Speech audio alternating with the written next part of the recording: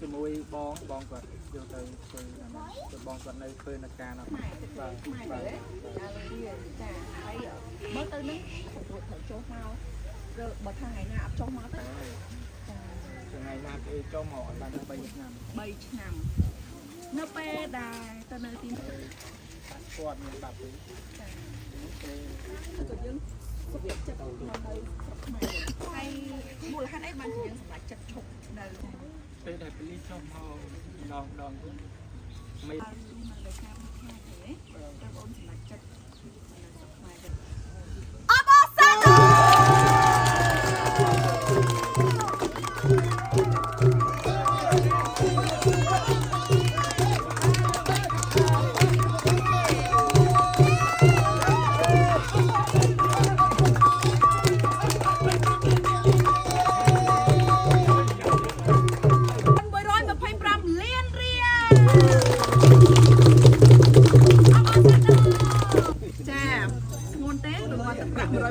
125លានរៀលនេះបានច្រើន